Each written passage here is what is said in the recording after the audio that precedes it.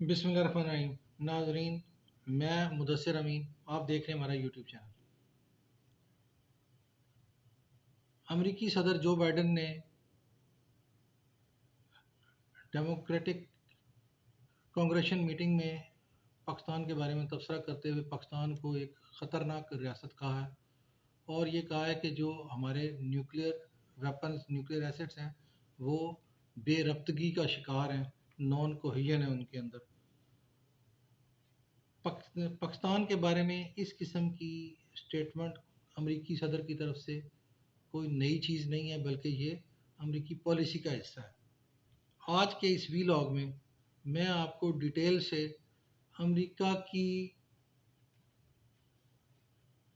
خطے کے بارے میں جو پالیسیز ہیں، وہ امریکہ کی فارن پالیسی اور امریکہ کے رشیا اور چائنا اور انڈیا اور پاکستان سے متعلقہ جو اسپیسیفکلی جو فارن پالیسی ہے جو ہمیں اثر انداز ہوتی ہے، اس کے اوپر میں ڈیٹیل سے بات چیت کروں گا۔ یہ ویڈیو لمبی اگر ہو گئی تو میں اس کو 2 یا 3 حصوں میں ابھی تقسیم کر دوں گا۔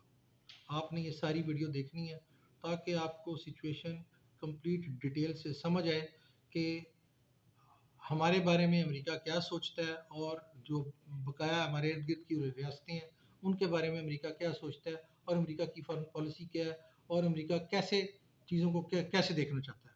تو آئیے میں آپ کو ڈیٹیل سے بتانا شروع کرتا ہوں۔ امریکہ اپنے آپ کو جو یونیپولر ورلڈ سسٹم بنا تھا اس کے اندر واحد سپر پاور کے طور پہ لے رہا تھا، اور یہ عرصہ اس کا یونیپولر ورلڈ کا جو سسٹم تھا، یہ اتنا عرصہ چلا کہ اس کے اندر امریکہ نے افغانستان کے ساتھ 20 سال جنگ کی۔ افغانستان کی جنگ کو 9/11 کے بعد افغانستان کی جنگ کو چھوڑ کے بیچ میں انہوں نے نیوکلیئر ویپنز کا الزام لگایا عراق کے اوپر، عراق کے اوپر جا کے قبضہ کیا، اور عراقی صدر کو وہاں پہ اپنے پال بریمر کے انڈر ایک گورنمنٹ بنائی، اور اس کے اندر ایک انکوائری بنائی، اور اس کے اندر ایک جج بنایا، اور اس کے اندر عراقی صدر پہ مقدمہ چلا کے اس کو سزا موت دے دی۔ ٹھیک ہے، پھر اس کے بعد انہوں نے شام پر بہت یعنی تباہی مچائی۔ پھر انہوں نے یہی جو تمام صورتحال تھی یہ لیبیا کے اوپر کی، قذافی کو ختم کیا، اس کے بیٹوں کو مار دیا، اور پھر واپس افغانستان کی طرف بھی متوجہ ہو گئے، جبکہ بیسیکلی 9/11 کے اندر دیکھا جائے تو نہ عراق کا کوئی رول تھا، نہ ایران کا کوئی رول تھا، نہ شام کا کوئی رول تھا، نہ لیبیا کا کوئی رول تھا۔ ویسے رول تو افغانیوں کا بھی نہیں تھا، رول تو جو الزام انہوں نے لگایا اس کے مطابق عربیوں کا تھا، لیکن قطع نظر اس چیز کے بہر ان کی ایک ہیجمنی تھی، ان کا ایک تسلط تھا، اور ان کا ایک یعنی ایک رونت تھی، جس میں رونت میں انہوں نے امریکہ پاکستان میں مشرف سے پوچھا تھا انہوں نے کہ یو آر ود اس اور اگینسٹ اس، یعنی یا تم ہمارے ساتھ ہو، اور اگر تم ہمارے ساتھ نہیں ہو تو تم ہمارے مخالف ہو، جس میں پرویز مشرف نے کہا تھا کہ ہم آپ کے ساتھ ہیں، اور وہ ساتھ ایسا چلا کہ 20 سال افغانستان پہ امریکی تسلط جاری رہا، بمبارڈمنٹ جاری رہی، اور کارپیٹ بامبنگ ہوئی، اور کیا کچھ نہیں ہوا، ڈرون اٹیکس ہوئے، سب کچھ ہوا، وہ سب آپ جانتے ہیں۔ اب یہ سب کچھ جو ہو رہا تھا بیسیکلی ایک لارجر پلان تھا امریکہ کا۔ لارجر پلان یہ تھا کہ امریکہ افغانستان کے اندر لمبے عرصے تک رہے گا، جیسے اس نے ایک پپٹ گورنمنٹ بنائی تھی پہلے، وہ پپٹ گورنمنٹ جاری رکھے گا، اور اس کے اندر وہ وہاں پہ باقاعدہ اس کے اڈے موجود رہیں گے، اور فزیکلی اس کی فوج موجود رہے گی، اور وہ وہاں پہ ایگزسٹ کرے گا۔ لیکن ایسا ہو نہیں سکا، اور جب خان صاحب کی گورنمنٹ آئی تو انہیں وہاں سے امریکیوں کو نکلنا پڑا، اور نہ صرف نکلنا پڑا بلکہ ہزیمت اٹھا کے ایک شکست تسلیم کر کے دنیا کی نظروں میں شکست خوردہ ہو کے نکلنا پڑا. لیکن اس کے باوجود کوئی جو امریکہ کی پالیسیز اور جو سوچ ہے اس میں تبدیلی نہیں آئی. پہلے میں آپ کو ان کی امریکی سوچ سے آگے کرتا ہوں کہ امریکی سوچ کیا ہے. امریکہ کی سوچ یہ ہے کہ دنیا میں جہاں کہیں زیر زمین خزانے ہیں، زیر زمین منرلز ہیں، زیر زمین تیل ہے، گیس ہے، معدنیات ہیں، سونا ہے، لوہا ہے، پلاٹینیم ہے، لیڈ ہے، جو چیز بھی ہے وہ امریکہ کی ملکیت ہے. یہ آپ کو عجیب لگ رہا ہے لیکن یہ ایسا ہی ہے. امریکہ ایسے ہی سمجھتا ہے، یعنی وہ کسی کو نکال کے دینے کی اجازت نہیں دیتا. جیسے خان صاحب کے حکومت کے شروع کے دنوں میں کیکڑا ون میں وہ شور مچا کہ جی تیل ہے، تیل ہے. امریکہ نے وہ کمپنی نے کہا نہیں ہے تیل، یعنی انہیں تیل نکالنے کی اجازت نہیں ملی. تو وہ ہم نے بھی بند کر کے رکھ دیا کیونکہ ہمیں کوئی نکال کے نہیں دے رہا. کیا کر سکتے ہیں؟ آگے چلتے ہیں.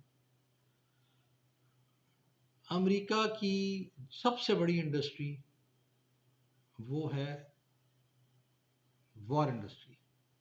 امریکہ کے اندر امریکہ کا بنایا ہوا کپ، امریکہ کی بنائی ہوئی کار، امریکہ کی بنائی ہوئی ڈفرینٹ ٹیکنالوجی، چھوٹی موٹی ٹیکنالوجی کی چیزیں نہیں بکتی.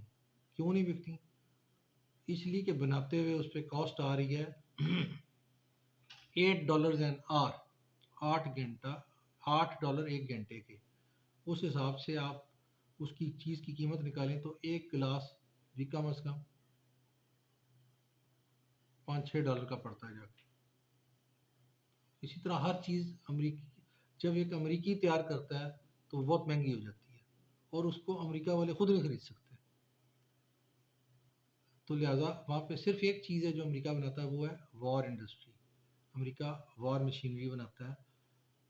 امریکہ اپنی وار مشینری بناتا ہے اور وار مشینری بیچتا ہے.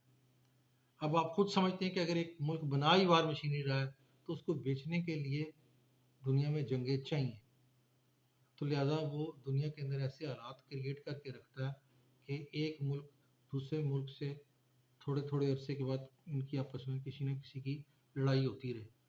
اس کے لیے جنگ ہوتی رہے، ویپنز کی ضرورت پڑتی رہے، ٹینشن ہوتی رہے، کولڈ وار ہوتی رہے. اس کے لیے اس کو بہت بڑی پلاننگ کرنی پڑتی ہے. وہ ہر ملک کی سچویشن کو سمجھتا ہے، اس کے جو ہاٹ ایریاز ہیں ان کو سمجھتا ہے، اس کے ارد گرد جو اس کی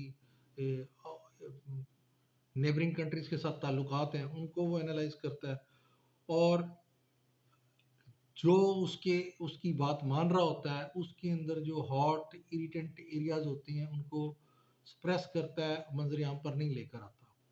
لیکن جو کنٹریز اس کی بات نہیں مان رہی ہوتی ہیں اس کے وہ ویک ایریاز کو ہائی لائٹ کرتا ہے، منظر عام پر لے کر آتا ہے اور اس کے خلاف دنیا کے اندر پروپیگنڈا کرتا ہے اور اس ملک کے لیے ایک سچویشن کریٹ کر دیتا ہے. جیسے آپ کو اگزامپل دیتا ہوں کہ انڈیا کے اندر بہت ساری علیحدگی پسند تحریکیں ہیں، لیکن ان تحریکوں کا امریکہ کبھی بھی ذکر نہیں کرے گا، کیونکہ امریکہ کی پالیسی کے اندر انڈیا کو چائنا کے خلاف استعمال کرنا اس کی پلاننگ کا ایک حصہ ہے. لہٰذا انڈیا کو وہ ناراض نہیں کرنا چاہتا، انڈیا کو آن بورڈ رکھتا ہے. لیکن آن بورڈ رکھنے کا یہ مطلب نہیں ہے کہ جو اس کی کمزوریاں ہیں، جو اس کے ویک ایریاز ہیں ان سے وہ صرف نظر کرتا ہے. ان کو وہ کمپلیٹ نوٹ کرتا ہے، کمپلیٹ وہ ڈیٹا تیار کر کے رکھتا ہے تاکہ بوقت ضرورت کنٹری کو بلیک میل بھی کیا جا سکے اور ان تمام حالات کو اگنائٹ کر کے بڑھا کے ایک ایمرجنسی سچویشن بھی کریٹ کی جا سکے. اسی طرح پاکستان کے اندر بھی جو علیحدگی پسند کوئی تنظیم ہے بلوچستان کے اندر، بلوچستان لبریشن آرمی ہے، اس کو یا جو ہمارے بارڈر ایریاز کے اندر جو پرابلمز ہوتے ہیں ان سب کو بہت زیادہ ہائی لائٹ کرتا ہے، اور کیونکہ ہمیں وہ استعمال کرنا چاہتا ہے. امریکہ کی جب سے وہ یونیپولر سسٹم کے تحت دنیا کی واحد سپر پاور بنا ہے، امریکہ کے نزدیک چونکہ یہ ایک حقیقت ہے کہ ہر سویلائزیشن جب اوپر آتی ہے تو اس کا ایک زوال شروع ہو جاتا ہے، تو اس زوال سے بچنے کے لیے یا اپنے گولڈن ایرا کو لمبا کرنے کے لیے وہ باقی تمام سٹیٹس کو سپریس کر کے رکھنا چاہتا ہے، اور یہ نہیں چاہتا کہ وہ اس کے مقابلے میں آئیں۔ 20 سال امریکہ مصروف رہا افغانستان جنگ کے اندر، چائنا ترقی کرتا گیا اور اپنے آپ کو اس نے ایک بہت بڑی معاشی طاقت بنا لیا، اور اب پچھلے کچھ عرصے سے اس نے اپنے آپ کو ایک جنگی طاقت بھی کنورٹ کر لیا، اور چائنی صدر یہ بارہا اعلان کر چکے ہیں کہ چائنا اب جنگ کے لیے بھی تیار ہے۔ تو اس لیے امریکہ چائنا کو ایک تھریٹ کی نظر سے دیکھتا ہے، امریکہ روس کو بھی ایک تھریٹ کی نظر سے دیکھتا ہے۔ امریکہ یہ بھی سمجھتا ہے کہ روس اور چائنا یونائٹ ہو سکتے ہیں اور یہ میرے لیے ایک پرابلم کریٹ کر سکتے ہیں۔ امریکہ جنوبی کوریا کو بھی ایک تھریٹ کی نظر سے دیکھتا ہے۔ امریکہ ون چائنا پالیسی کا زبان سے ادراک تو کرتا ہے، لیکن ون چائنا پالیسی کو مانتا نہیں ہے۔ وہ بارہا اپنے طور پہ چائنا کو اس سلسلے میں ناراض کر چکا ہے اور ایسے حالات پیدا کر چکا ہے کہ چائنا امریکہ کے خلاف ایک پالیسی مرتب کر رہا ہے اوپنلی۔ یہ ویڈیو لمبی ہو رہی ہے، میں اس کو یہاں پہ بریک کرتا ہوں، اور ابھی باقی کا جو اس کا حصہ ہے میں پارٹ ٹو میں لیتا ہوں۔ آپ یہ سارے پارٹس 2 بنتے ہیں یا 3 بنتے ہیں، سارے ضرور دیکھیے گا تاکہ آپ کو پوری سچویشن سمجھ آئے۔ اب تک کے لیے اتنا ہی، اپنا بہت خیال رکھیے گا، اللہ حافظ۔